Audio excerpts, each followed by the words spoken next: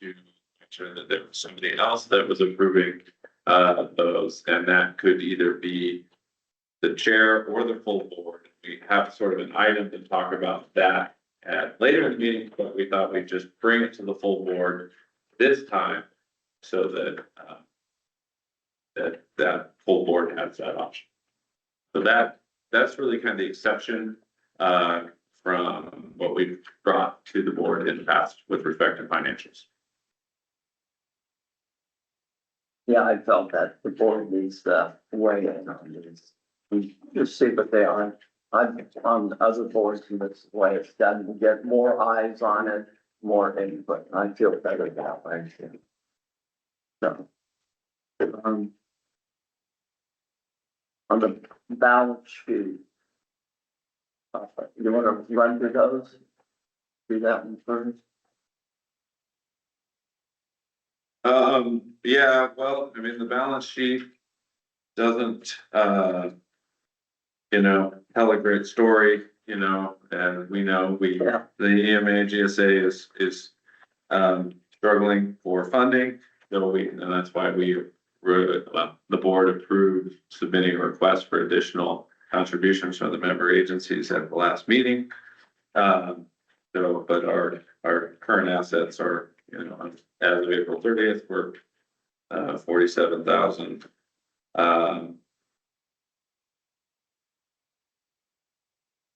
Yeah, I mean, we got our profit and losses. It shows that, we have obviously significant expenses being incurred associated with admin, technical, and then the grant costs. Now, the grant costs are going to be reimbursed, but there is a lag, as we all know, when those costs are incurred and when they're reimbursed. Then, the general ledger is just an accounting of, our costs within the invoices within the different categories. And then the bill payment, and then the warrants.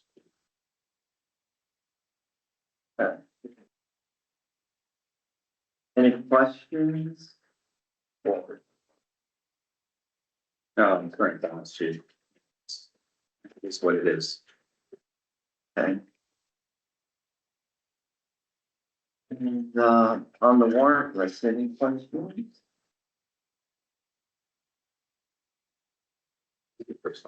Nothing? Okay, yeah, I don't have anything. Is there, motion to approve the warrants and financial? So move, second? Sure.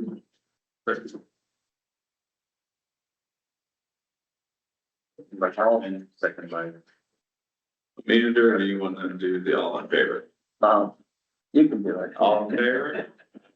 Any opposed? Motion passed. Thank you.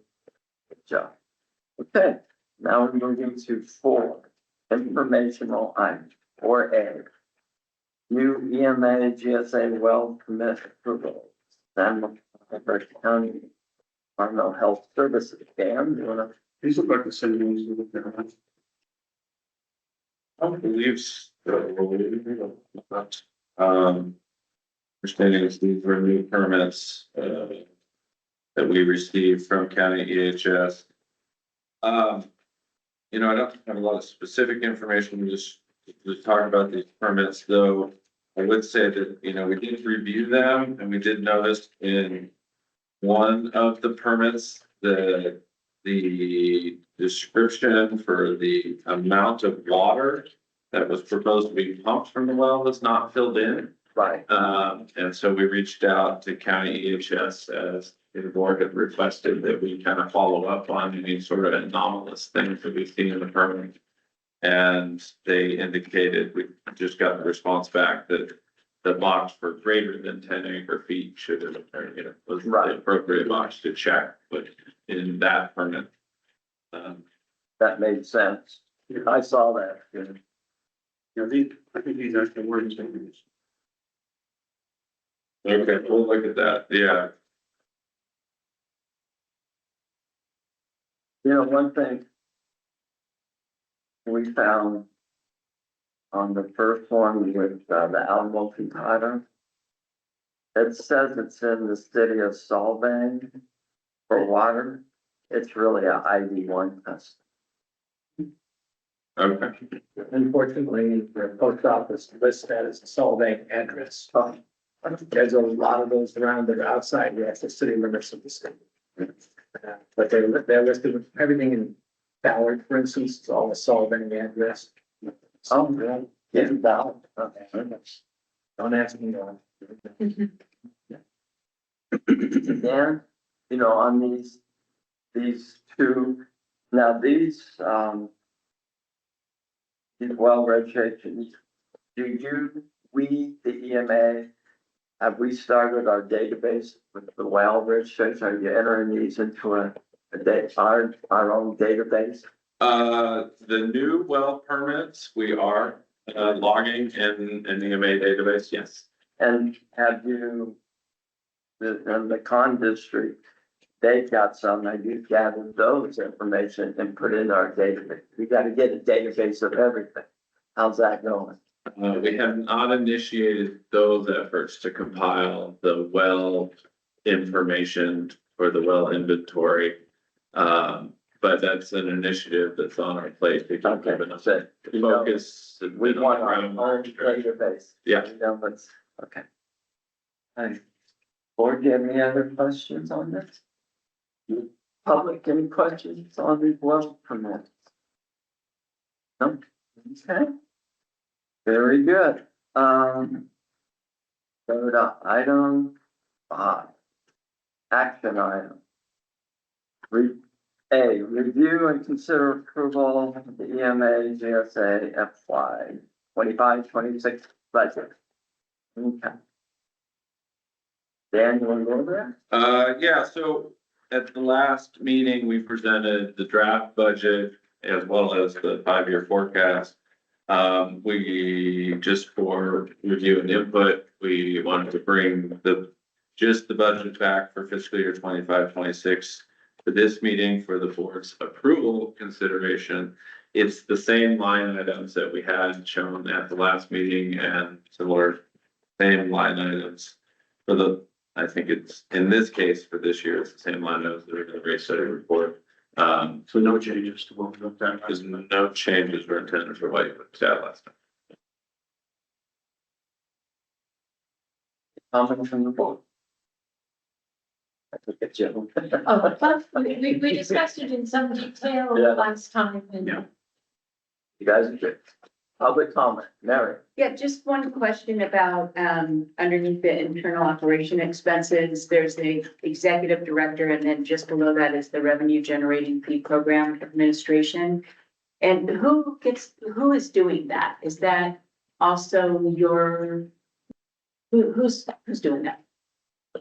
We may have said this and No, it's a great question. You know, it's, I don't know that we fully determined that. The executive director estimate was developed really based on the level of effort to facilitate these meetings and, and support the EMA GSA and different tasks. The revenue generating fee program is really associated with the specific billings so should a groundwater extraction fee be proposed, then there's a significant level of effort to then administrate that fee program, including identifying how much, groundwater we estimate is being produced, within parcels, within the EMA, compiling that information, making that information available to the county. The tax roll personnel, sorry, if you don't forget the specific department we're coordinating with on there. And so that's sort of what's envisioned there, but we have not brought that forth as something that we would do. It may be something that we might recommend, just, but it to be determined. thank you. Any other from the public? So Question? that's what we're gonna be an administrative role position. Just to do the work of the gathering. It is, yeah. We've been working on developing a structure for a fee, we're work through the legal process. Then there's the whole fun part of actually administering. Can you expect that they'll do that in-house, subcontracted out, or is that? We haven't really thought that through yet. Okay. Okay, do we have a motion to approve? I move we approve the budget. Second? Second. And Mark, second. Dan, did you get that? Yep, I think Charlotte got the motion in a second. All in favor? Aye. Any opposed? Okay, that passes. Okay.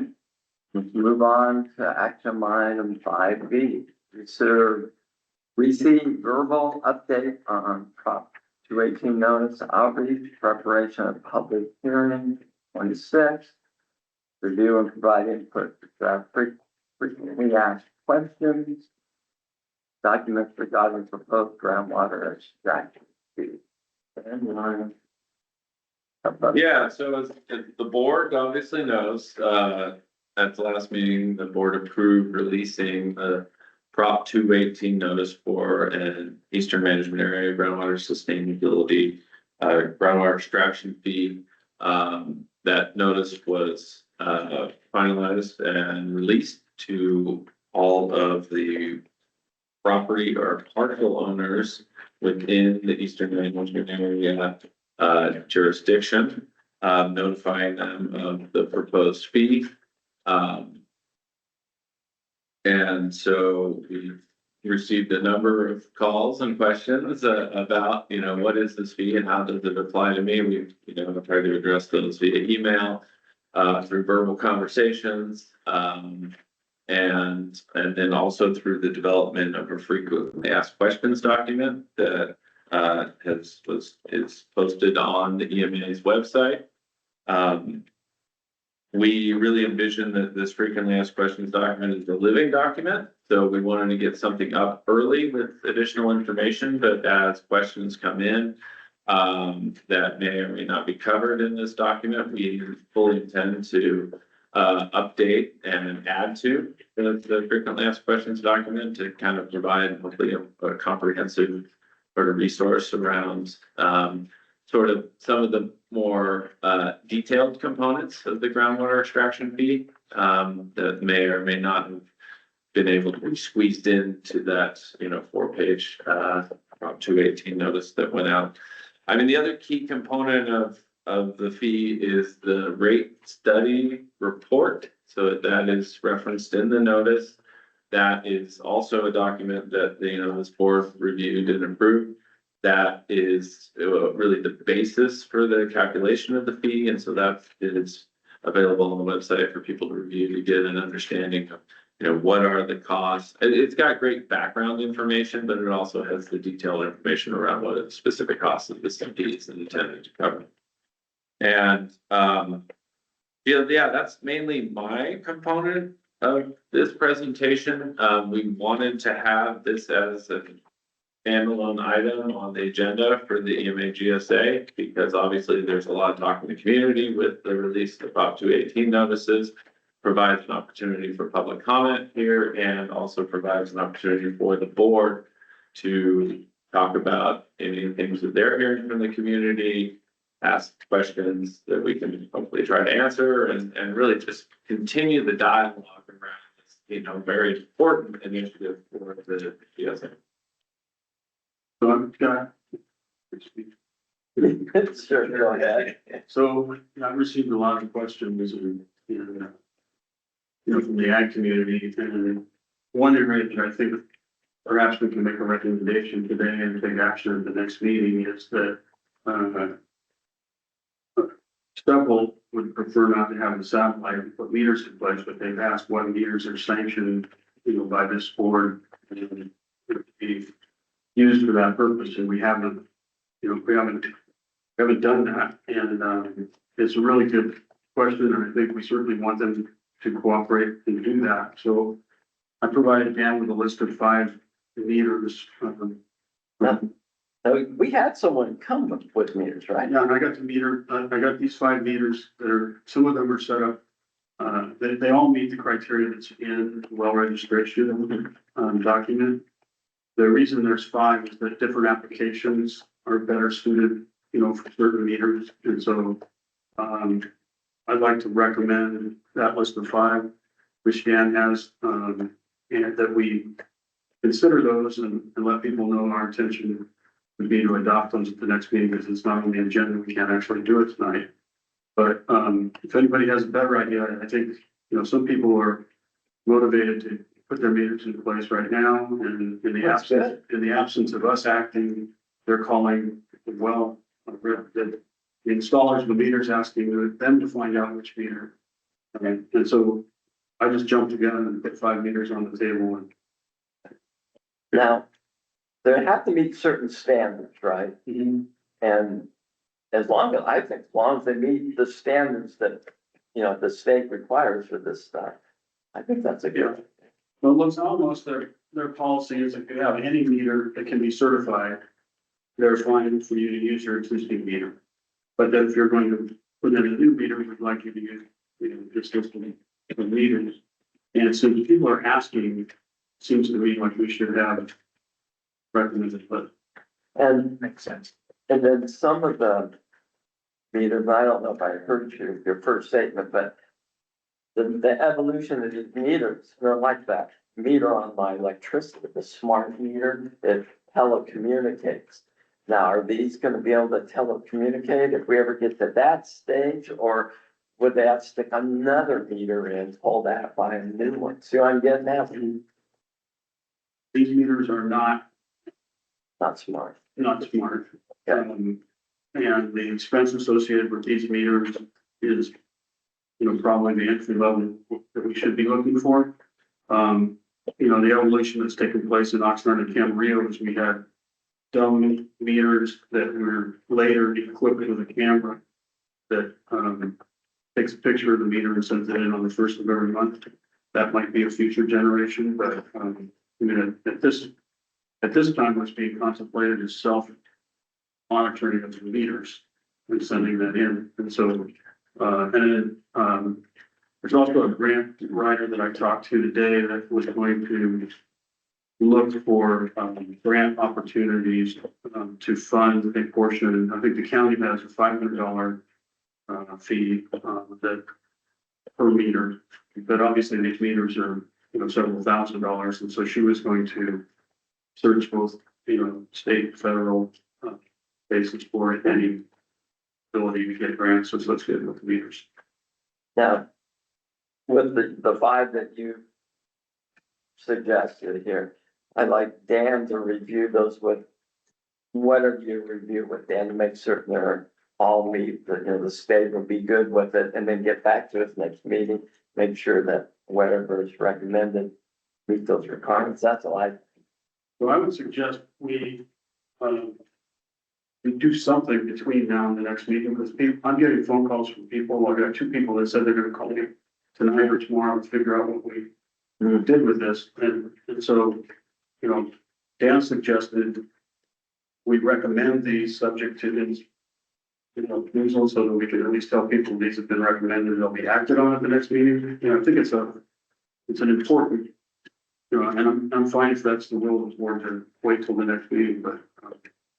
Maybe there's a compromise. Maybe they can list it on the website as a, in draft or record, caveat that it's not been approved. That way you get the information out, because people are trying to move forward on it. They recognize that we're going through the FOX 318 process, and they're gonna be asked to report at some future point. Exactly. And I think that also these meters are not just necessarily in stock. In Santa Barbara County, they have to be ordered, especially if there's a lot that are called to. Joan, you had something. Oh, does one install do landowners, growers install these themselves, or does it even install them? It needs, in most cases, these larger organizations might have the capability of installing, but basically one of the well drillers or pump maintenance people would need to install it. Yeah, They had to be certified as installers, I think, right? yeah, well, that's That's my question. This is not my area of expertise, so I'm here to learn, but I do think when we recommend, recommend some and not others, then and others are certified, I think we want legal to advise us on that.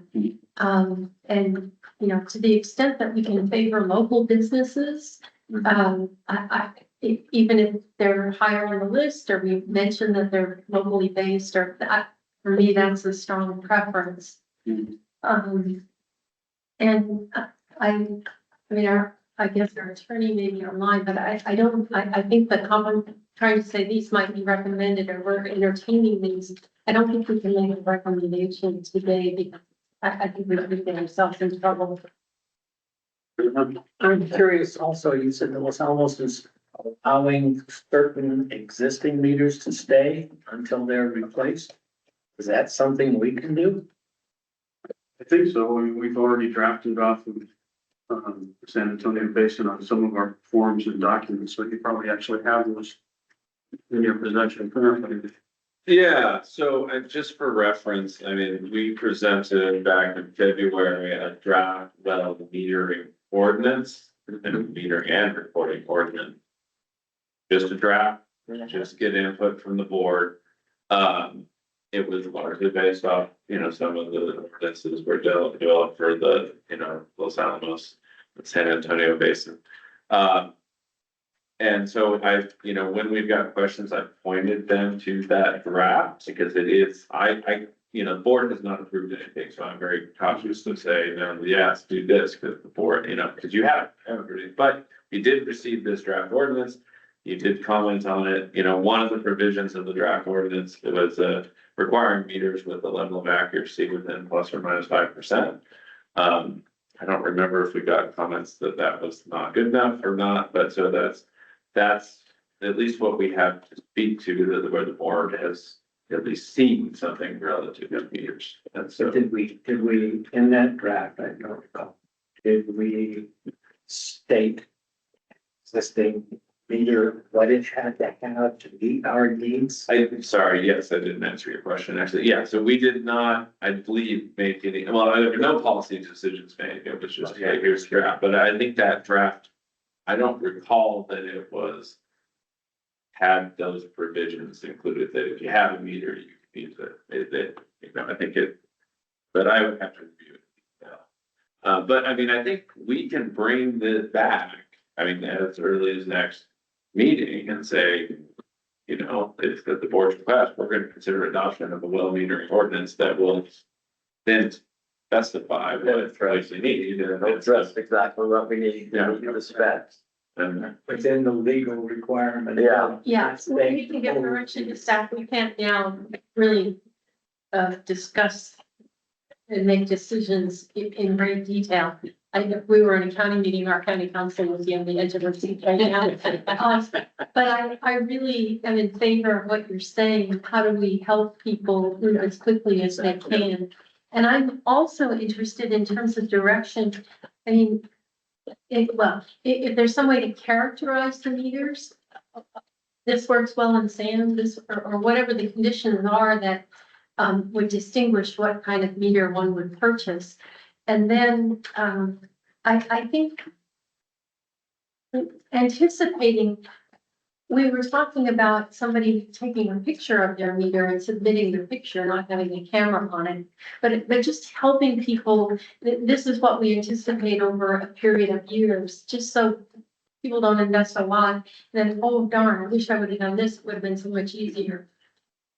So in San Antonio, they came up to the conclusion that they would accept any meters that could be certified within that 5%. First of all, they have a different client base that we have in terms of the total number of wells and the size of the wells. And so they felt like in order to get,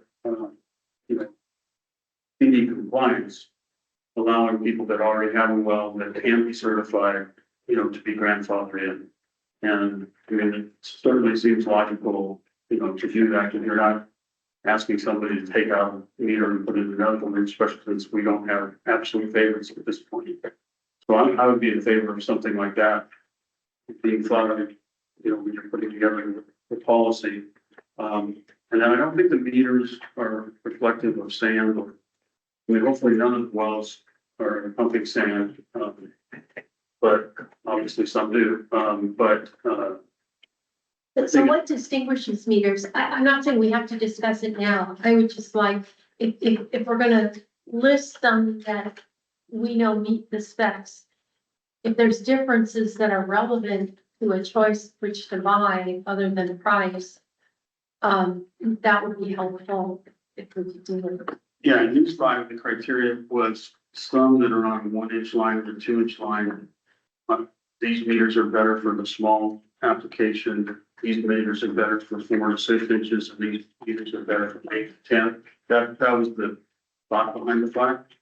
And also some of them are installed more simply on a smaller system and more complex on a larger system. So that was just simple background, but you could define it. Yeah, we can provide as much guidance as we can, I mean, without being overly prescriptive, but, yeah. I think general industry information around types of meters for different applications. So top of our agenda next time. Yes. Well, that is the groundwater extraction fee. I was going to see what else on top. In the absence of this guidance, we have given guidance to a couple of the contractors who are doing work for us, which we use. And so those contractors are telling me to call in, but they've been told to use this one. And so this is a moving issue we need to really solve at the next meeting. So I think they have some valid, certified, what the meters are and the process of installing meters. Yeah, I yeah. think that's in that. Yeah.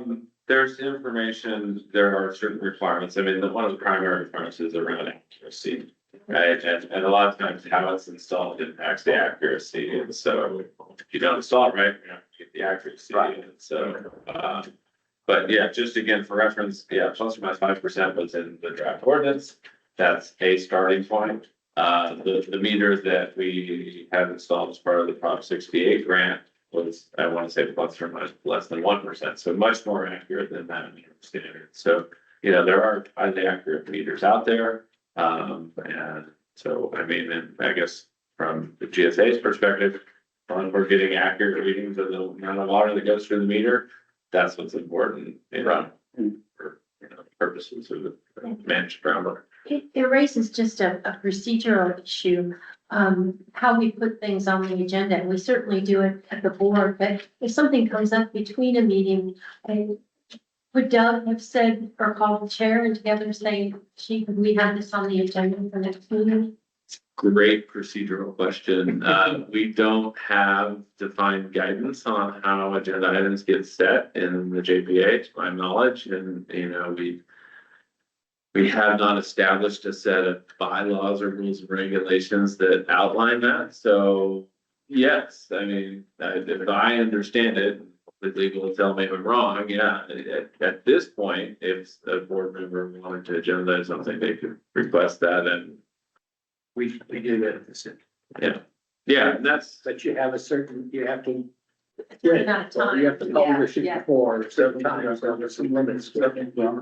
72 hours to publish the agenda for a regular meeting, but at least some other organizations I'm familiar with, sometimes it's the chair and the executive director that are tasked, or it's the chair or any board members, but the executive director has the discretion to say, there's not enough time for us to do our due diligence to agendize time of that, but yeah, so I mean, it would be very helpful for me if we got that additional guidance and framework. We just unfortunately haven't been able to prioritize it over all the other kind of critical initiatives. Yeah. And even if we had it listed and you didn't have a staff report, but it was just kind of a discussion item and to be developed options for you to consider, then I would feel more comfortable that we could be talking about it in more detail. So our, at least until we have it more formalized, a board member with the chair could approach you and we could get it, especially if it's within the 72 hours. Yeah, I mean, I think we had this conversation 40 hours 48 hours. It was, we were already within that window. Okay. What? Yeah, I like what John says, just get with our attorney, make sure we got it right, and then bring that. Okay. Yeah, that's sufficient direction for you on. Yeah, so we've got direction to agendize, a well metering, I guess, ordinance, is what I'm hearing, and the consideration of a well metering ordinance at the next GSA meeting. Well, metering policies, because I don't think we necessarily need to have the actual meters listed in our ordinance. Yeah, or, yeah. Yeah, some sort of document that says that GSA has approved meters of these types for use in a metering charter. Now that I'm hearing it, I think what San Antonio said was, this is the criteria, and these meters meet the criteria. They weren't recommended. Yeah, that would get by legal. Okay. And just before we get off meters, public, did you have any input on meters? Yes, Hi, good afternoon. Thank you. Thank you for the opportunity. I thank you for bringing up the issue of meters, and I think this policy on meters should have happened very long before we received this extraction fee notification. Because I believe that all farmers are different, we all irrigate differently, we have all different needs. And first thing I saw is like, and I'm gonna learn, and thank you, Daniel, I called him a couple of times, he's responded to my emails, and he has been terrific. But I think this meter issue is a real problem for me, just because I don't rely on the satellite to tell us how much we're watering. Because we have a small 9-acre vineyard, and we have planted in the 70s. And we've converted the sprinklers to drip irrigation, so these drip lines are 6 inches off the ground. And that saved us a lot of water. It was a tremendous investment for us to convert our sprinklers to the irrigation lines. And now we're gonna have a satellite tell us how much we are extracting from the earth. I feel that we don't know. We don't have a meter on our property. I know that the county does require new developments to put meters. If they put a new well in, you have to put a meter, especially for commercial use. So there are meters that the county is approving through the permit process. So I don't know why we can't. I appreciate the criteria that we have, but first thing I don't know anything about meters, and we have a well. I went to Amazon. Oh, okay, meters aren't too expensive. They look like they're like $70, $100. But now I'm hearing in thousands of dollars. So I would like to know, is it gonna be too late to get an extraction fee on our property tax bill? Because we're not gonna have time to get a meter in before that property tax bill comes, and is there an avenue to contest it? That's my question. And I do appreciate you having this conversation, and I think that FAQ would help us a lot. I mean, I've had conversations, I think I'm gonna just go to a local well serviceman and say, what are you using? And I'm just gonna take a chance and spend the money and get my meter on. And I know that's what the goal is. And we all want to be responsible with water. My second issue though, that's just about, that's just about. So thank you, and I do support getting some sort of guidelines before this vote. Is very important for the community to have guidelines. We should have had that done way before we're here now. good, thank you. I'm glad you're here, really am. Good, we'll be talking more. Dan, did you capture all that, about the meter? Good. Yeah, I think we can make this happen. Okay, back to more of the FAQs here. You guys have any comments? Next question? Chair Jones, I think we have a hand raised online, potentially for public comment. Is that on the meter part? Steve Jordan. Oh, unclear. Yeah, this is Steve Jordan here. There's, as you know, there's basins in doing some studies about meters. I just signed up for it. And there is ag monitoring, which does link your electric meter to your water usage. And that may be a way to do it without spending lots of money on new mechanical meters. So The process is you Yes. link your PG report to egg monitoring. You have somebody come test your well under 3 different flow regimes, and you can do that without a meter installed, and then you're okay. And they do within plus or minus 3%. So I think what I'm hearing, and I just try to repeat it, is, Jordan is saying is that there are alternatives to meters for estimating groundwater production. And we know that, right? Right. Satellite, That's- but there are other alternatives that look at electrical records. That you do a flow test, and then you can try to correlate the amount of water being pumped to the amount of electricity being used, and then through your PG&E smart meter, you've got a detailed record of how much electricity you use, and then you can correlate that to water being pumped. And I think that is the point being made, is that there are alternatives to meters. Yeah, I remember we also talked about the method with the satellite to get there, because it's gonna take time for people to get meters, we know that. And we're gonna have a delay period to meter. Yeah, so, and that is, my understanding why the board is moving forward with satellite is because that is the available methodology that we have right now. For the EMA, especially considering that there's a large portion of the EMA that is districted, so they aren't reporting to the conservation district. Which does allow multiple methods for reporting their groundwater production, but I guess what I would like to propose, and again, this is our future agenda item, I mean, it's related to this, is some sort of appeal process built into the groundwater extraction fee.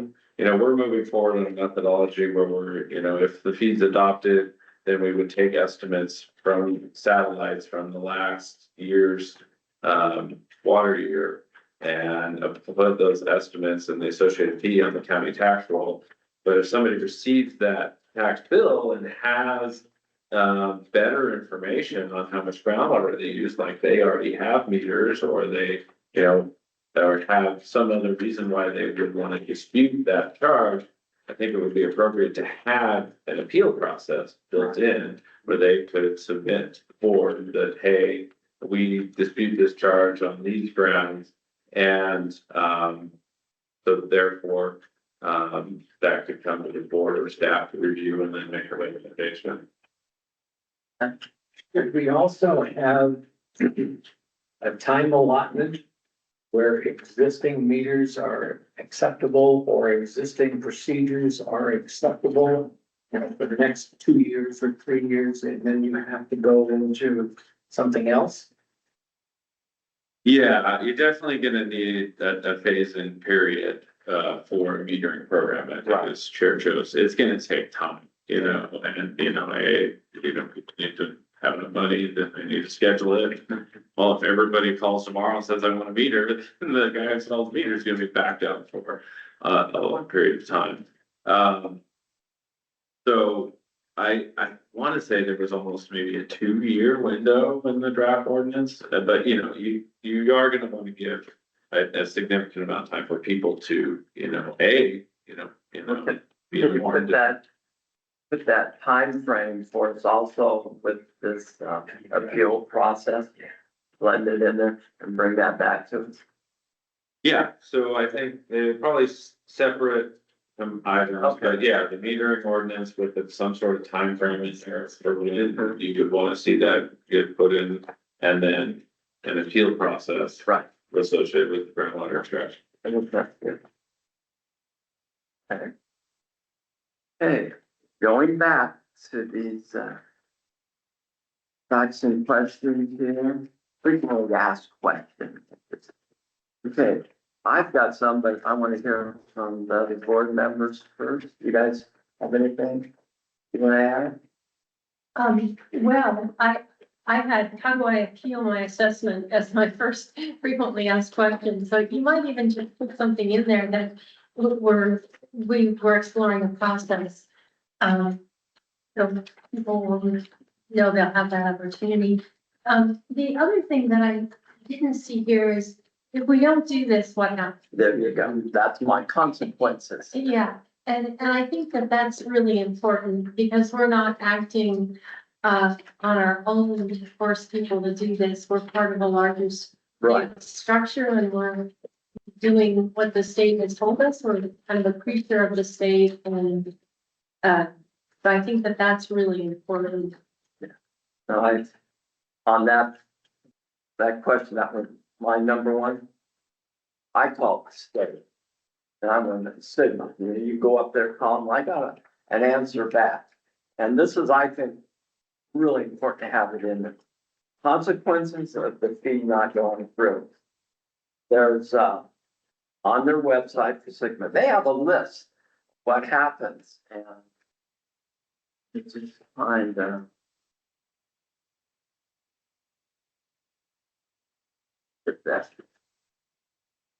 there's I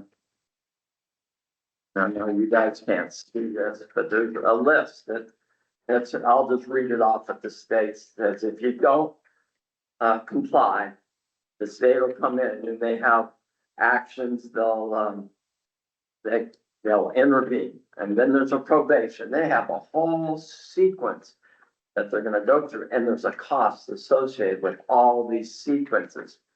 Right off the bat, there's an annual fee, $300 per well. Then there's, if it's an unmanaged, a 10-acre fee per acre foot charge. And if it's a unmetered, they throw another $25 per acre foot charge. Then they have for managing in a probationary. So if you get to that stage, it goes to another $20 per acre foot. And then in the worst case, they come in with an interim plan. You know, we have a plan. It's been accepted by the state. But if we didn't, they would come in and $55 on top of that. And so this thing just tumbles and tumbles. And I really wish we had it in our questions here and answers, because the way I look at it, if it fails, we could be looking at over $100 per acre foot charge. The state come in and this is what they're gonna, how the cow eats the cabbage. And I sure wish we would have had that in there because my neighbor got a protest letter, form letter. She gave it to me, she goes, Brad, what is this thing it's being sent around? And it even looks like it's from us. You know, that's the funny part, but there's no names, no accountability. And I'm really sad to see anonymous stuff, because I welcome this young woman here to come and talk to us. I love that. You know, this is what we're here for. But these anonymous things, and they don't, I wish they would have put it down. Okay, vote down, which they have a right. They have a doggone good right. Vote it down. But there's consequences, and we didn't make the rules here. We're implementing an unfunded mandate from the state of California. Oh boy, you know, and I really like you guys stepping to the plate with me here to help implement this unfunded mandate. But yeah, we got to have the consequences, Dan, in there so the public know what's going to happen. You know, we're not here draconian. This is the way it happened. No, you can vote it down. But these are the consequences. And I sure wish the person who's sending this out to everybody comes here and we can answer their questions, and maybe they can send something out and, hey, you know, look at this country. Just go ahead, let's look at it. So, yeah, man, we need to have the consequences developed, and I know staff knows that. I've got stuff that I can give you. And the state, they were pretty good. I told them, I got a meeting Thursday and I need some answers. And they were starting to derive some. And one other thing that came that I thought was really important, and it is, let's see if I can. There it is. This is right off their website. It's a, what is state intervention? What's involved? And it goes here.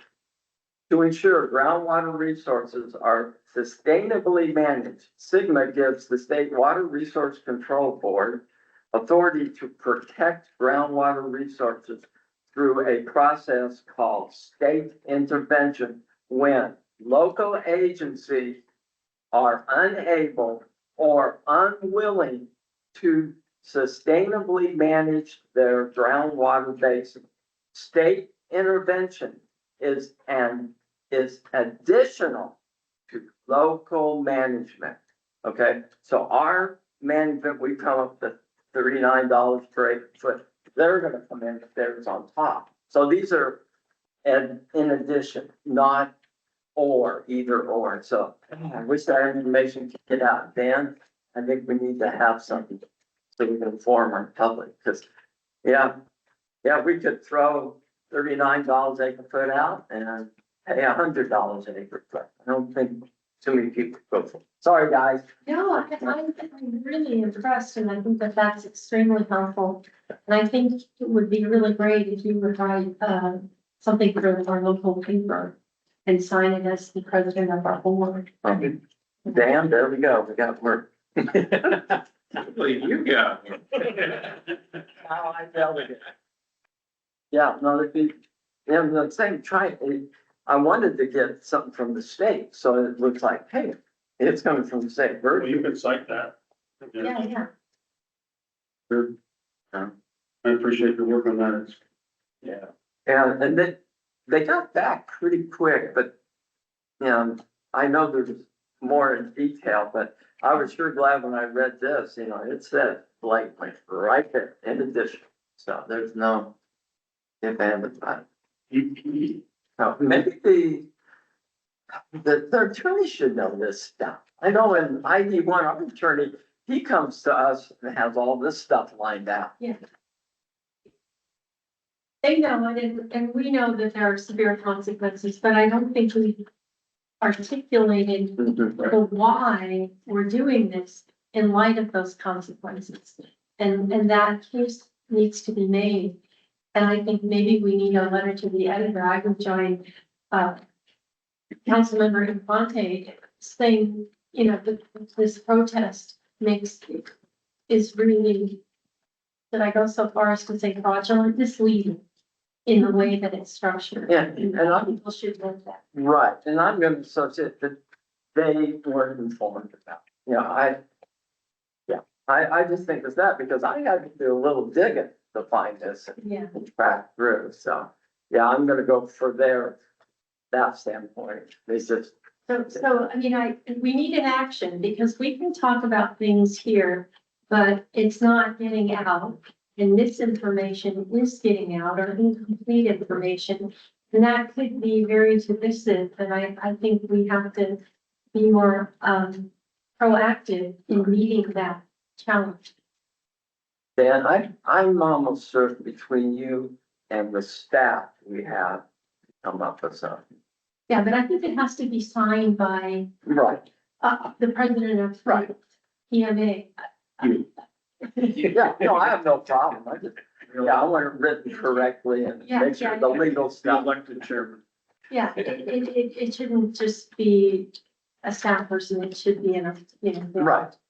But if, staff prepares stuff for it. Yeah. Then you know it's right. Okay, so that was mine. You guys have any other? Yeah, I guess I'd like to point out that the Conservation District, Bill Bueller, did go on a campaign to, educate everybody about SIGMA. And this has gone back to Bruce Wales was in that role 10 years ago, when SIGMA first started. I think there's probably some information that he has in that presentation that maybe could be helpful to put into this memo that Brad's gonna. It would be like a guest commentary, 350 to 500 words is all you get. I mean, it's not getting great detail. It's mostly like. Yeah, we compiled some information in response to Brad's questions. We posted it as part of the frequently asked documents yet, but it's very close to going up there. We had some information as part of the, rate study workshop, where I talked about Sigma and why it's important. Once it happens, if you don't do it, but it would be great and critical to get it in the frequently asked questions document and then also to a broader audience. Yeah, just take that and use it. Yeah. Yep, yeah, so we can work on that. Okay, any other from the board on this? I'll go to the public next. Okay, the public, any comment? Pete Bird's still got his hand raised. I don't know. Okay. Let's first go with the young lady in the back. Thank you for pointing out. Nice compliment.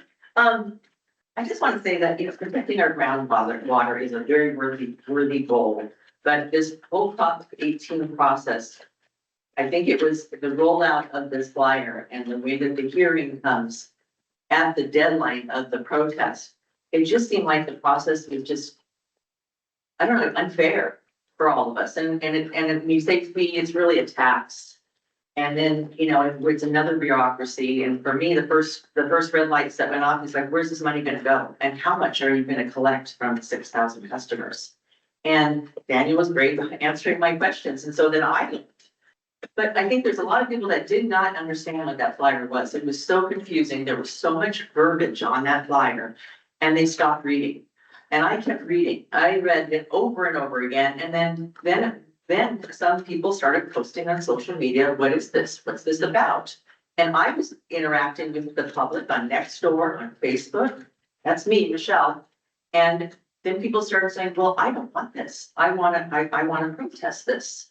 And so I came up with the protest letter. I posted my protest letter that I'm sending in because they didn't even know how to write that because the directions on there, I don't think it was pretty easy. I just followed the directions. There's just 5 things that you need to do.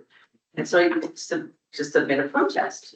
So I think it was just the problem is the hearing is that it's the cart before the horse. You want the vote, but people will come to the hearing just to get information. But why didn't you have this hearing before you sent out this flyer and before the deadline? And then the other part about it is the accountability. You did provide a form. That would have been nice. Some other GSAs provided the form on their flyers for the community. That wasn't provided. We couldn't do it through email.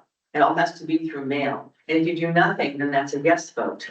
So it all just seems like you're working against the public in this manner. And I know it's all following the law of the Prop 18, but you're doing the very minimum for our community. And as far as I see it, we don't have an alarming, this is not an alarming situation. I can't remember the level that we're at medium. I think there's something that was said that we're at a medium level of urgency on this. So I don't know what the urgency was. And I almost say like fundraising. I would love to help fundraise, to help raise, to cover these costs for these plans. But if they're for salaries and for, and more consultants, it's just not communicated. That's immediately where I find another bureaucracy that's going to go towards more salaries. This is what we do with the county, with the, P&D. Everything is, fee driven.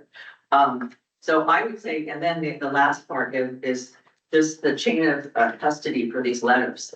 How does anybody know if you've received a letter? Where does the letter go? How does that person get verification? It's not certified that if their vote was actually counted, who's counting? And how do we know if this count is legitimate? There's no poll watchers. There's no indication in terms of your FAQs of how these protest letters are going to be counted and how many we need. I know it's 50 plus 1. But that's it. Thank you. Dan, do you want to address any of those? Yeah, I mean, I think, and a lot of this, sort of predates our involvement, but, there, to my knowledge, that there's been an extensive amount of outreach to try to get information out about Sigma to the community. I know a lot of agendas and stuff just go to our email list, but there's been multiple newspaper postings, both done by the GSA, the water group, The K, we've had the K. has been in existence. There was a rate study workshop that was noticed in the newspaper. I think there were notices associated with the GSP adoption. And then many of the member agencies additionally, as I understand it, did their own mailings to their customers about what is Sigma and what is meeting. And so, I feel I can't even take credit for it because it predated my time, but there was an extensive amount of effort that this board and the member agencies did to try to get the information out there. And then, we're following to the best of our ability, that are the requirements of Prop 218 to make sure that we, provide the notices. The timing of the hearing, I'd have to talk to legal about whether you could move that around, but I think, the goal of the rate study workshop was kind of our way to try to get this information out. That's why we went beyond just our email distribution list for advertising that. We put it in the newspaper. We had, saying that water is distributed to the Farm Bureau, the Vintners Association. We really tried to cast a wide net. Right. Yeah, I know we've really done a lot of outreach and, some people, I know people who visit, they got their lives to run and that's just, it's tough nowadays. And I understand they can't engage, but yeah, I think we've done a really good job of getting information out there, sharing it and having conversations. But the one thing she had, that chain of custody, that's a good question. Dan, do you have any information on those coming in and how that changed and how that? Yeah, we're tracking it diligently. We're compiling all the protest votes. We are responding to the inquiries. We've gotten a number of inquiries about, hey, I didn't get a notice. I live here. So we look them up in the assessor database. We go, well, it was sent here and in each of those cases, we went, oh, okay, that makes sense. So maybe the property ownership information and the parcel data set is maybe where they're typically getting their mail on a day-to-day basis. But yeah, we've got diligent records of all of the, both for, the protests, which have been pretty limited in my knowledge, but, we're tracking them. But also just the questions and the communication that we've had with people about this fee that have reached out. We're documenting that. And then, we are trying to, sometimes the address gets bounced back. And so we're investigating those again with the parcel data set and sending it back out to the appropriate people. And legal counsel has been observing this and he billed for doing everything. Yeah, legal's been with us every step of the way. Do we follow up? Do we saying, yes, we got your protest letter? I believe we've been acknowledging receipts. Yeah. Yes, yeah.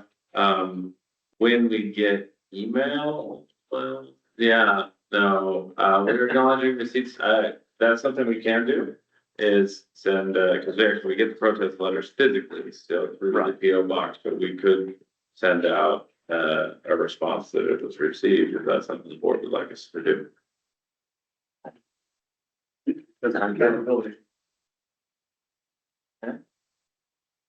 And did Steve Jordan have anything? Is it? Any other questions? Okay. See, that was the update on 5B. Let's go to 5C. Okay, we're gonna talk about this hydrologic consultant business here.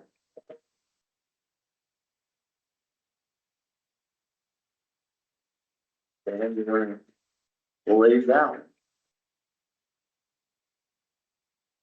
Yeah, so, in addition to trying to put together a groundwater extraction fee and, raise up the GSA, we've been trying to, complete the Prop 68 grant initiatives that we've talked a lot about as a board. And, we've made some, previous to this, we've made some really good progress with component 2, which is the groundwater measurement and reporting. And so we've got established partnerships with agricultural representatives, put in weather stations and put in new meters and calibrated meters. I'm talking about this because it's not what we're doing now, but now we've kind of shifted our focus to component 5, which is the groundwater monitoring program improvements. And key component of that is the installation of new monitoring wells, piezometers, and then what we call video surveys of existing wells, which is what it sounds like. You run a camera down the well and you video the well and you can get information on the condition. But more importantly, I think from our perspective is we can get information on how deep that well is if we don't have that. And then also where is that well screened within the aquifer, because that's important information when we're collecting water level or water quality data on the basin. We want to know what part of the basin we're actually getting that data for. And so to do all those things, we need a hydrogeologic consultant to help us design the new monitoring wells and piezometers, and then oversee the construction of those monitoring wells and piezometers and video surveys. And so we solicited proposals for that through an RFP process. We received 5 proposals, and I should start with, this has been is set up as a joint management area exercise. So it's not just the EMA. This has been something that the staff felt would be much more cost effective to do in collaboration amongst the 3 agencies. You know, we can save on, and it just economies of scale on the hydrogeologic costs, but then probably even more savings associated with the actual drilling costs. Because as you may know, mobilization costs can be significant for drilling contractors. And so if we can do one mobilization for the whole valley, we can save money that can go to other grant components and segment activities. So it was something that we took on as a joint management area effort in coordination with the plan managers and the executive directors for the CMA and WMA. Released the RFP. We got 5 proposals. We reviewed those proposals for overall completeness, the quality of the technical approach, and then the level of effort for certain critical tasks that the reviewers thought. We want to make sure that there was an emphasis on budget for those tasks. 3 of the proposals were found to be incomplete due to some omissions of some of the required items. Of the 2 remaining proposals, Geosyntex proposal had a much more detailed and well-founded technical approach. And they included additional hours for field oversight during well construction, which is a critical component. You know, you spend a lot of money to get the driller on board to go out there, and you really get, in a lot of ways, one shot at drilling this hole in the ground. And so you want to make sure you get it right. And that typically requires somebody who's on site overseeing the activities of the driller. And so that is something that was emphasized in the Geosyntex proposal. So the recommendation is for the EMA GSA board to approve Geosyntex as a consultant.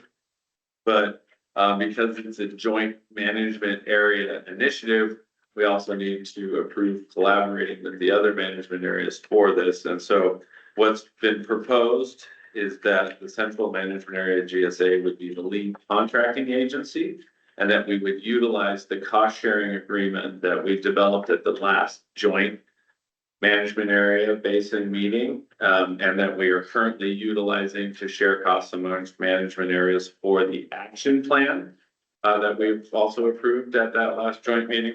We would use that same structure for this project because it's something that we've worked through and developed to date, and also it's just helpful to be consistent with how we're approaching contracting and cost sharing from an accounting perspective.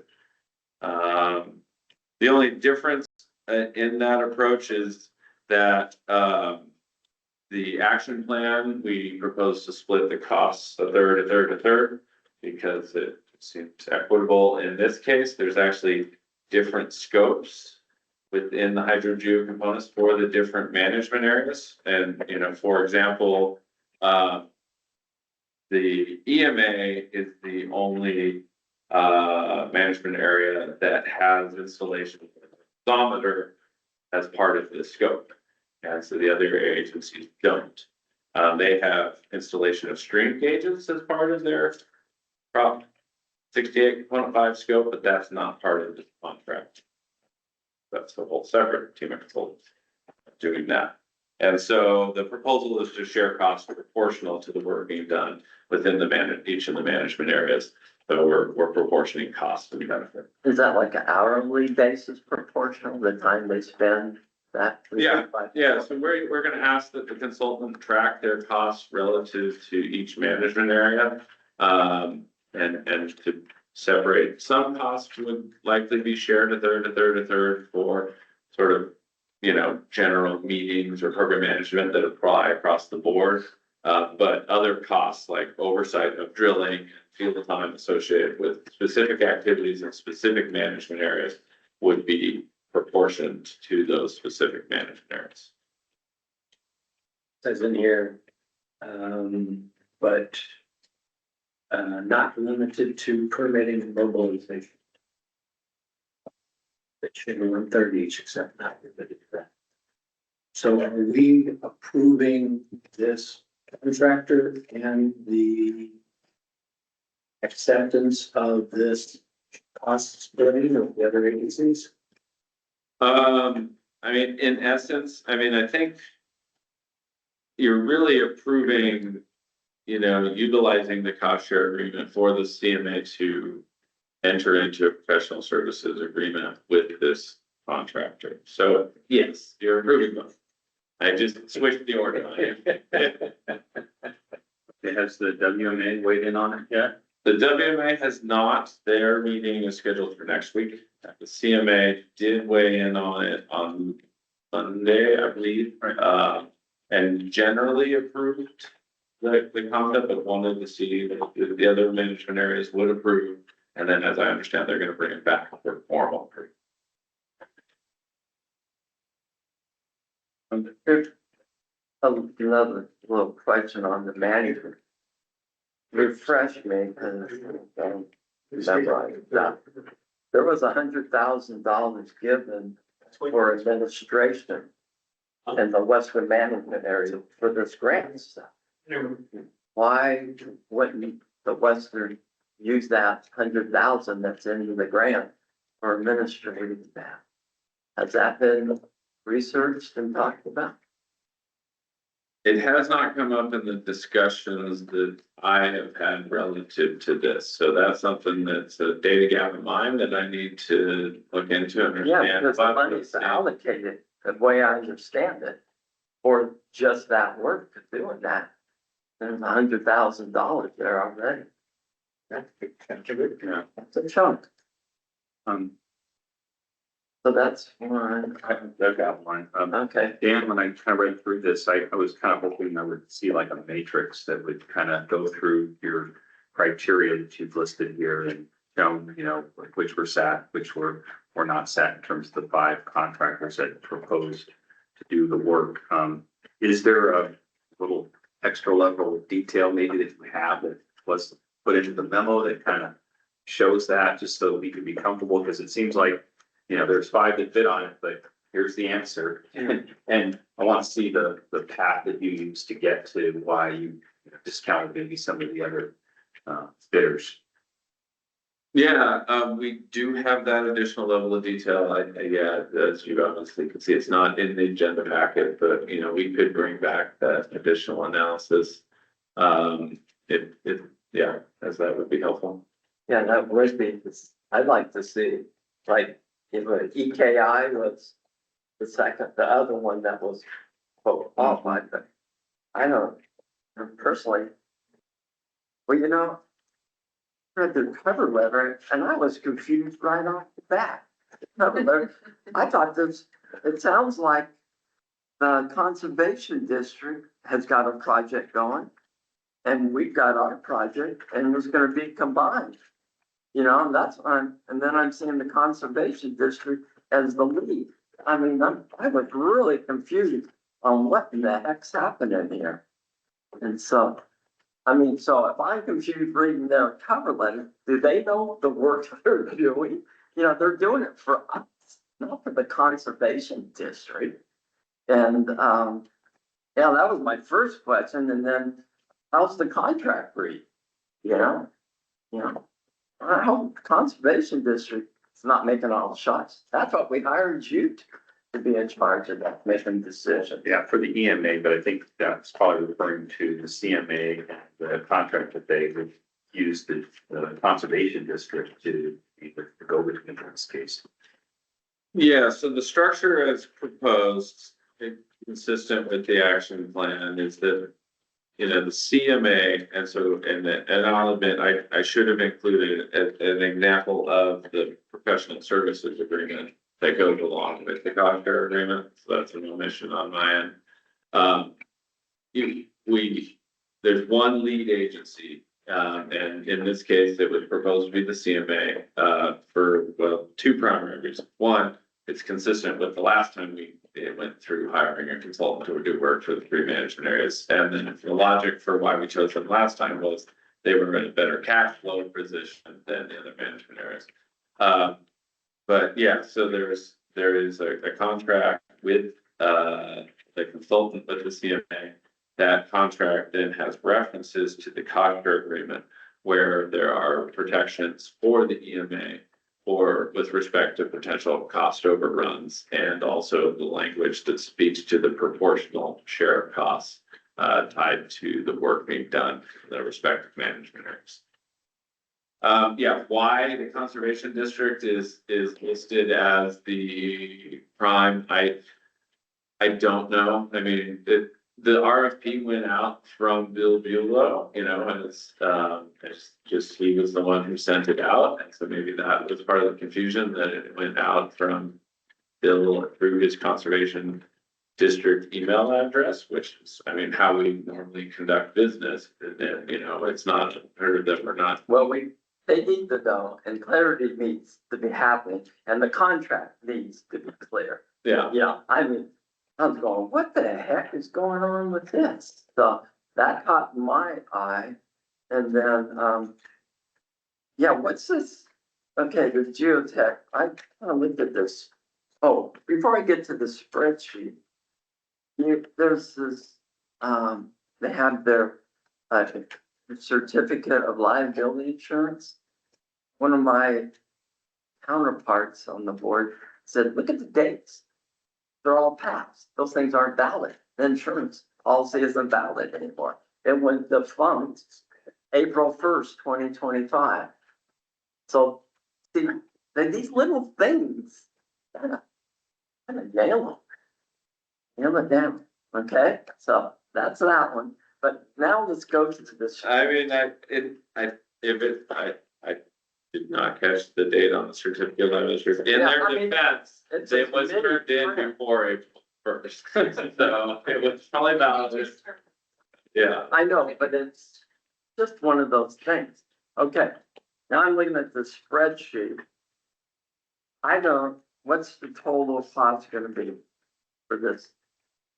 Yeah, so I also struggled with how the spreadsheet was laid out, but yeah, if you look at this, and if the board wants to move forward with the baseline costs, the optional tasks, and including them having the well video survey contractor as a sub, then the total cost is this thing. Sorry, I had it up, but then I had too many things up, and okay, but it's approximately there $382,588. Okay, yeah, because at first I just added those three at the bottom, came out 331, and then it was brought to my attention, there's optional tasks, and there's another 46 and another 48, and so that comes to 382. Okay, so the 382 is the total, okay, with the optional task. Now, is this all covered within, well, will the grant cover all this, or is there other monies that we have to for this project?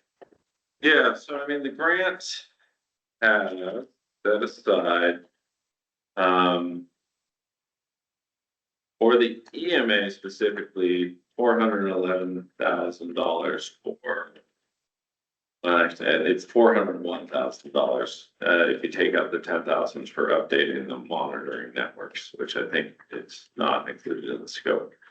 So the EMA, you're saying had $400,000 set aside for within the this, grant. that's a for- 382, but then that doesn't include the actual well drilling. No, so yeah, that's just the total, so that includes the hydrogeo and the design and presumably some of the executive director services, you're going to get reimbursement for our time working on this. My point is, we don't want, you must know a not to exceed number. Yeah, We cannot, our budget, you know what the budget is. yeah, Cannot exceed the amount that we have there. And I didn't see these numbers, and then I think alluding to what Brett said, I'd sure like to see what EKI's bid cost was, so we could see.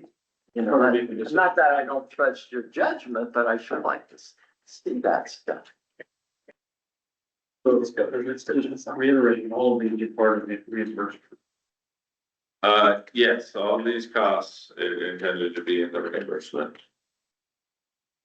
I have a question here. Just one more, Sergeant. The EMA's not to exceed portion of the total was, how much you said? Well, so, the total budget is 411,000 for tasks 3, 4, 5, and 6 of component 5. 10,000 of that is for updated monitoring networks. And so that is, not included in the scope, is my recollection. And then there's 160,000 for the installing the monitoring well and 100,000 for installing the piezometer. So presumably those were set aside for the drilling contractors component of the work. So if you take those out, you've got roughly 141,000 for the EMA within the grant for this. Okay, 141. So that's our number. We can't exceed. That's what you have set aside for the grant. I don't think that number is explicitly listed in the contract or other areas. So if that is a hard number that the EMA can't go over, then I think we would need to find some way to incorporate that number into this contract. Okay, because I feel we need to make that hard, we can't be having overruns or other things. It's gonna send us over our cost limit. Because already we got loans to pay back. That's my concern. And then with the fees, we'll see if they get passed. Okay, don't you go ahead. Yeah, I'm trying to remember the grant, requirements. How many wells and how many piezometers and where? So I believe in the EMA, it's 1 monitoring well and 2 piezometers. And then overall, I think it's 1 in the WMA, it's another monitoring well, and the CMA, it's another monitoring well. So 3 monitoring wells total and 2 piezometers in the EMA. and initially we were having trouble getting private landowners to allow us to use their wells for monitoring purposes. So this is to fill in that network. And we still have to find places to locate those wells. And that's part of their task. Yes, site selection support is part of their task. Yeah. And I mean, That's their cover letter, and why they have good contacts and they can do this for us. We couldn't very. that's definitely part of their scope. In conjunction with staff from the EMA, obviously, we're going to make sure that we're having these conversations on them as the representatives of the GSA. So once they complete this, will we have a pretty robust monitoring network that will give us the information on the sustainability, or where will we be? We'll end up being in a better place than we are. And I'm not a hydrogeologist, Tim maybe can speak to the robustness of our network, but I think there's a lot of data gaps, unfortunately. There's several, there's at least two major areas where major data gaps exist. It didn't exist when we submitted the plan in 2018.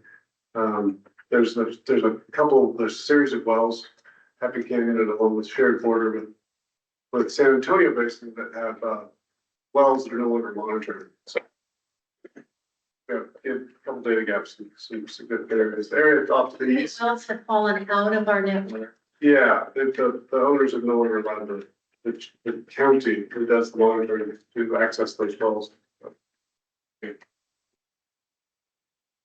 There are a significant number of wells that we're talking to data staff about that have offered to be included in there. And Get it, Happy Canyon in there. okay, so then we need agreements that we can have access for a long period of time. The access is a question for Dan, whether they're.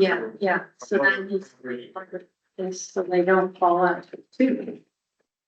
Yeah, I mean, I think one of the goals for the wells is to look for locations for the new wells in public right of way.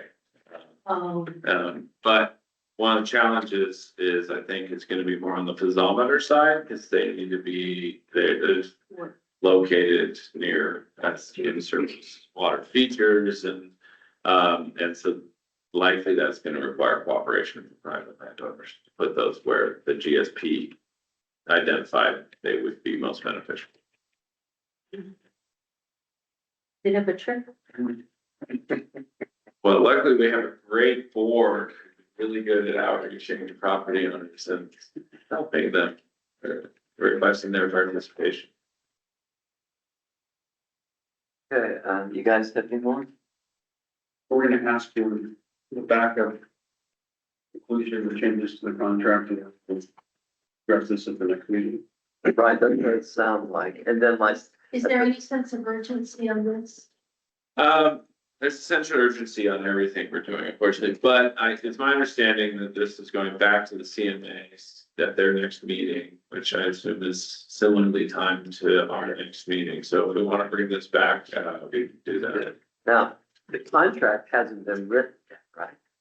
The CMA approved the contract form, so again, we have a template contract that was approved for this use and these similar types of work. Right, the But template, but has it been filled in? No, it hasn't written the names of the consultants and the dollar. I'd sure like to see things in the contract about the not to exceed, all this to protect the EMA, and the CMA is gonna need it too, just like the debt.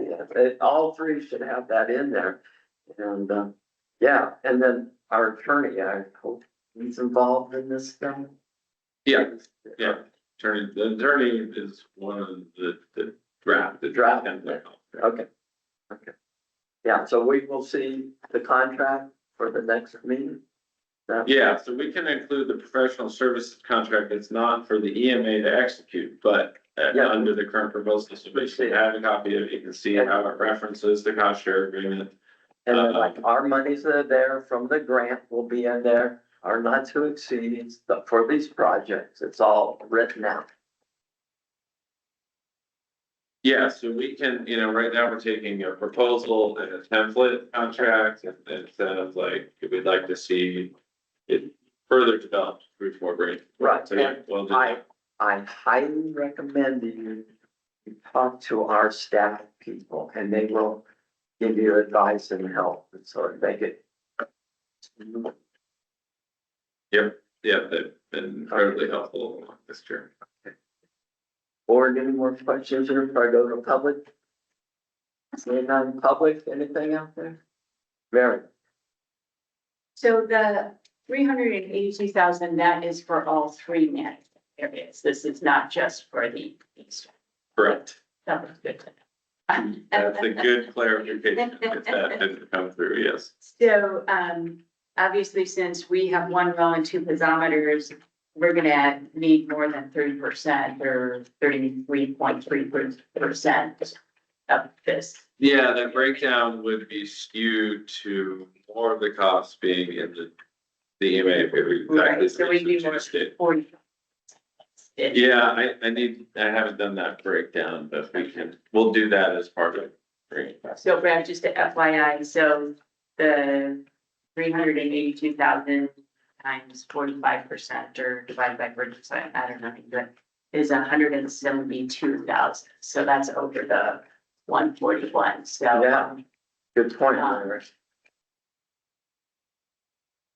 I do think it makes total sense to do it as one basin though, because I do think it will help costs. My 2 cents. Okay, any other public comments? Okay. Look at my notes here. Okay, you're gonna come back with the EKI, there, explain a little bit comparison of the two, right? Yeah. So that's what Brett asked. Yeah, well, I think there's a little bit more next, the matrix showing the other three where they were non-compliant. It sounds like I could check, for the 4 categories you listed, these didn't have that information. That's why they were excluded, but then you're down select between the two, that, Yeah, essentially the decision right there. Then, my first comment at the very beginning, there's administrative money out there in this grant. And it's earmarked to the W. I sure like to look into that, that would alleviate some costs in. And you guys manage the WMA, is that right? We are Yeah. currently, yeah. So- Well, that should be pretty easy for you to figure out. I think that'd be a pretty good thing to do for you, to tell you the truth. Okay. Back. Okay, I don't hear any more on this one. Let's go to D, yes, correct. 5D, review recommendations, consider approval, proposed invoice review.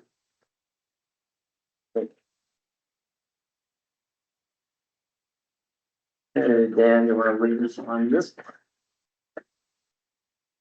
Yeah, so I think we kind of spoke to this in general earlier, we're a fledgling organization, the EMA, GSA, JPA, and we have not fully established policies and procedures. And so one of the ones that we've sort of taken them a little bit as they come up.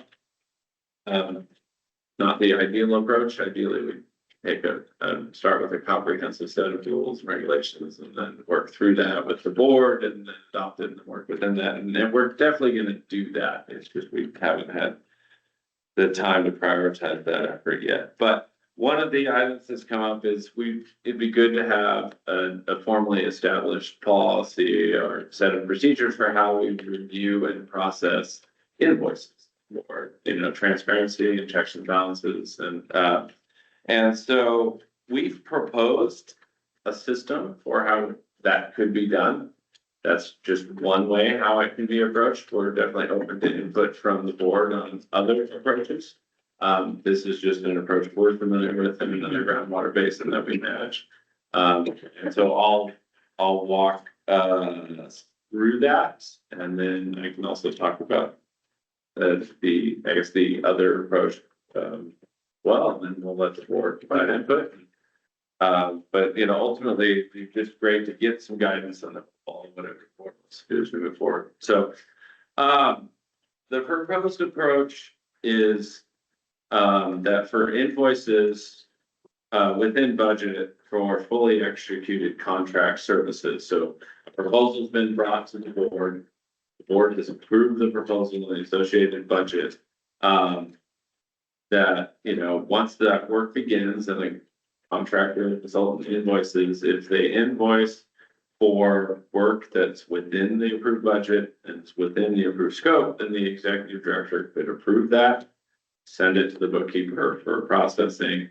They put it into the financial reports, they print the checks, and then we bring the checks back to signatures, and that could be, typically it's been two board members. Technically, it could be a board member and or the executive director.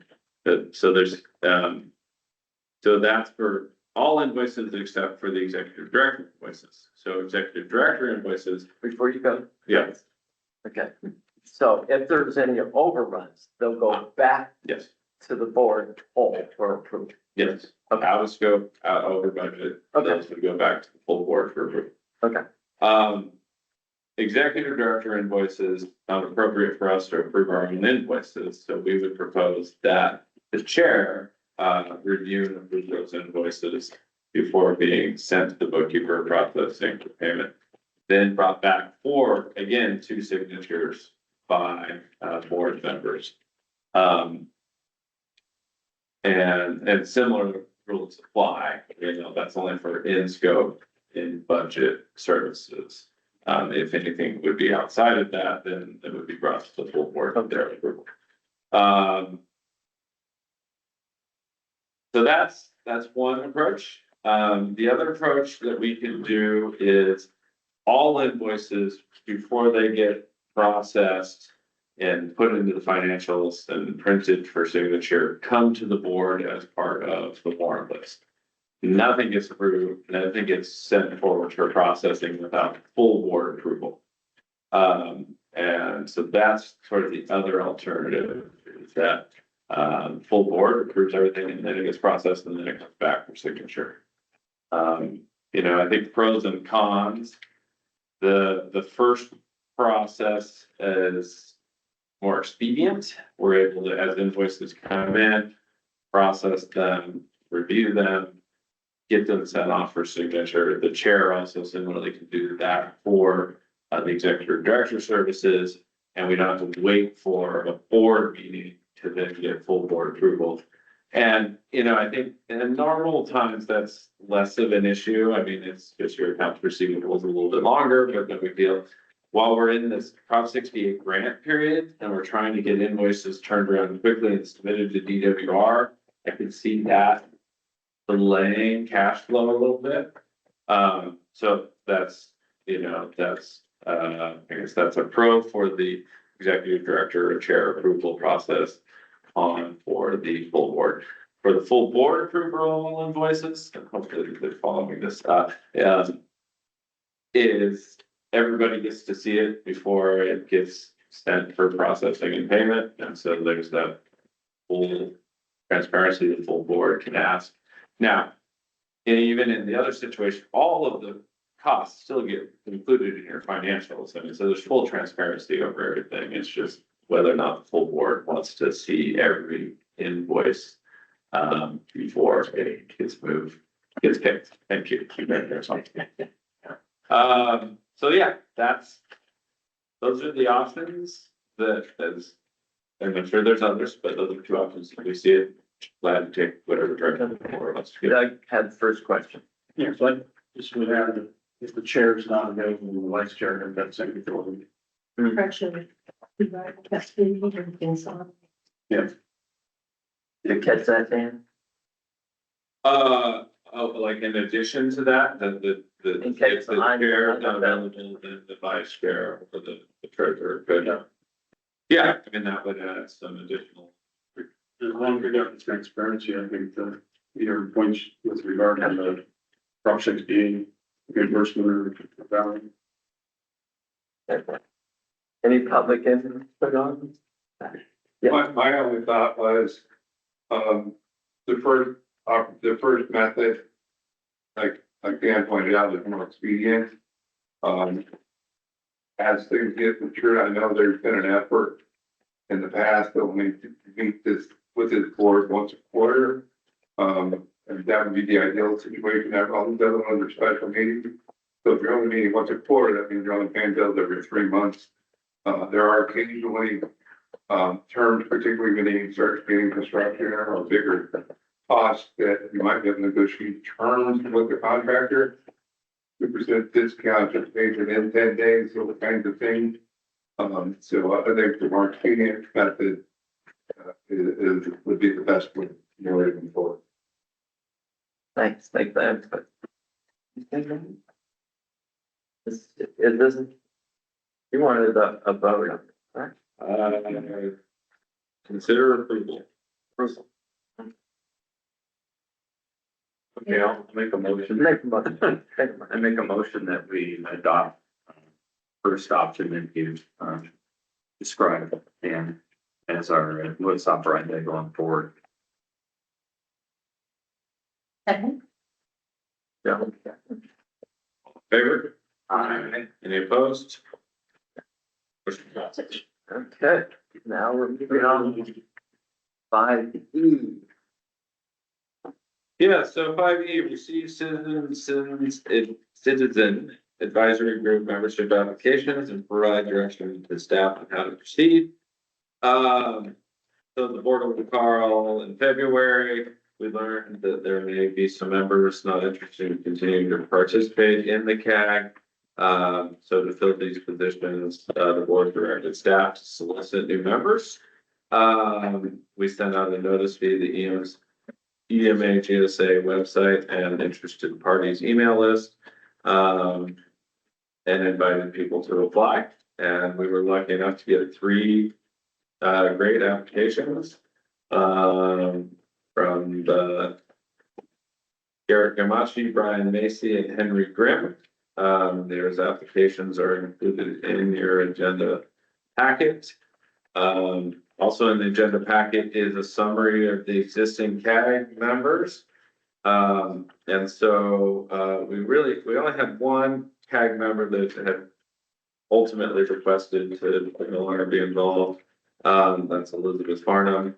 And so we request that the board give us direction on how to proceed with reviewing and approving the new potential CAG members. One candidate. To replace the one that's leaving. That is up to the board's discretion. So how many can we have? How many we had, Mary? 7, apparently according to this. Yeah, it's a non-number. We had 7, including Sam for the Shannon. Yep. And we went through early on, in the development of the, PSP, identifying the stakeholders, making sure that we have each stakeholder group represented.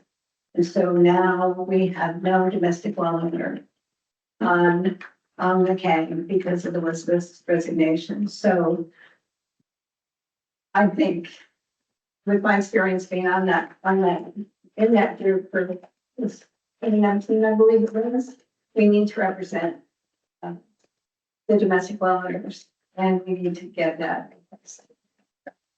But I don't know if any of the applicants, domestic well owners. It looks Okay. like Brian Casey.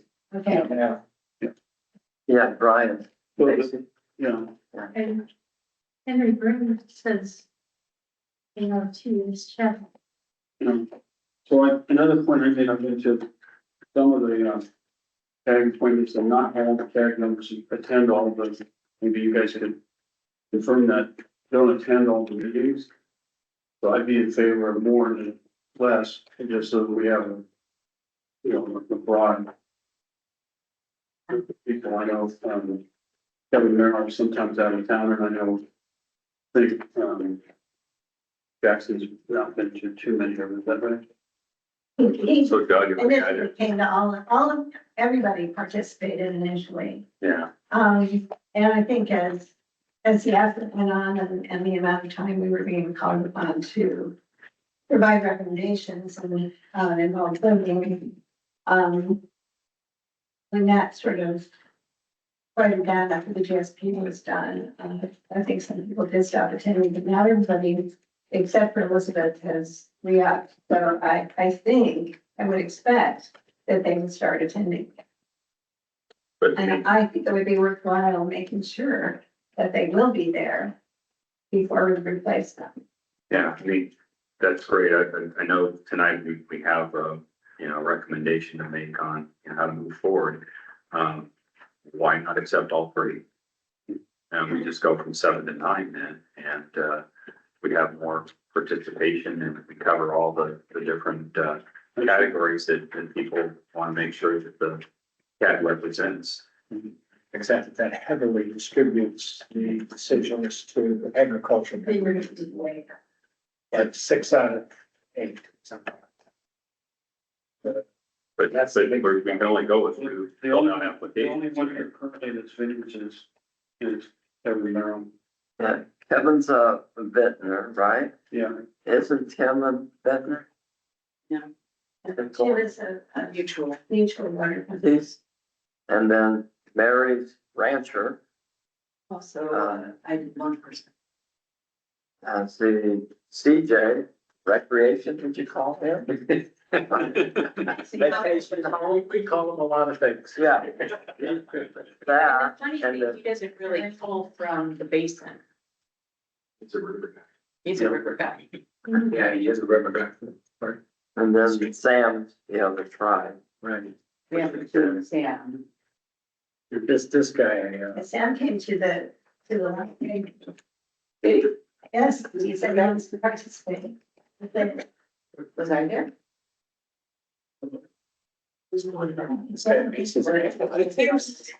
Yeah. Oh, that's right. So they, what is the credentials? a degree in hydrology, pretty helpful in understanding is. And I would just say, as we're trying to get cooperation from agriculture, might be time to have, more with you in terms of our outreach efforts, so. Now who's kind of like the head honcho running this group here? Do they have a leader? I always look the Mary. I think Bill kind of led it, would you say, and then, at each meeting, there would be one of us appointed to take minutes and then. Provide a report, so that. So at this point, I'm assuming that Dan would be kind of would you be coming to the CAS meetings? I don't even. I think that'd be good, Dan, if you could. Yeah, I guess it was our assumption that we would be in attendance and Okay, setting you gotta the agenda. make sure that it's organized and staying focused on what topics have been addressed. Okay, so now I've heard two things, all three come in, or Brian Macy, because it's a domestic well. Plus, I believe he lives here, right? It's got a hell of a academic background, it's agriculture. Don't they all have to run today? They do? Yeah. That's good, they are. I got one lived in Santa Barbara. Yeah, I think you're right, I think. Somebody lived in Santa Barbara. I think the Santa Barbara person had a mailing address and a residence, which has been different. They could have. Mailing address, Santa Barbara, that guy's doing. Yeah, Grim, Henry Grim. Rip does have a vineyard here and it is a pumpkin. He has a Where does he vineyard. live? He owns the property here. Yeah, I think it's Grimm's Bluff Vineyard, or Grimm's Bluff Winery, and I don't know how specifically. So just for the sake of moving along, I'll make a motion that we add all three. I'll second. All in favor? Oh, hold on, we got public. Oh, yeah. Let's get comment from public before we vote. Young lady in the back. I still don't know you have to say. I just want to say, our property, we have a domestic well, and we also have a well that serves our ag. And, I think the problem I have is I didn't even know you were meeting. I didn't know this was happening because I think we are not part of IT1. We're not part of anything. We're just a domestic well in a community. And so we're not, we don't have a mutual water company. So I didn't even know about all this. And I asked Daniel, I said, how come I read the newspaper? I'm very active. And I didn't know that I did that. So I'm trying to get up to speed. So then I asked about this CAG advisory committee, because I never got an invitation. Nobody called me and said, would you have a domestic well? Would you like to be on this CAG committee? So I just think that maybe you don't have domestic well owners because there's no outreach, because I didn't even know there was a website. So just to give you some background on maybe why you don't have the diversification. I know that Elizabeth Harmon probably has a domestic well. Yes, she did. That's Yeah. why she was appointed. Because she's my neighbor. So, Yeah, so we're on north of the highway. The domestic wells, and some people have wells and they're part of 91, so they don't even know if they get 2 votes or just 1 vote. You'd almost be a good person to go on to the. I have no, You know, It doesn't matter, you use water. I use water, so That's important. Probably knows more than most of us. Yeah. Mary, you had your hand up too, I think. I don't know how often, Kevin Merrill's gonna be able to come, and, I think the more the merrier as well, and if it is a little bit more, I don't wanna say skewed, but leaning towards ag, at this point, it is really gonna be ag that's highly impacted. We've already done the GST, we've already done a lot of things, and so getting more ag information about meters especially, all that, I think would be beneficial.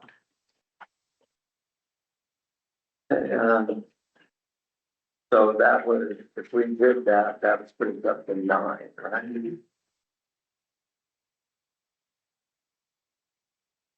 I think that there's always gonna be an opportunity for others to come on too, you know, in the future. So if there's others that are interested in joining the CAG, we can consider that in a future meeting.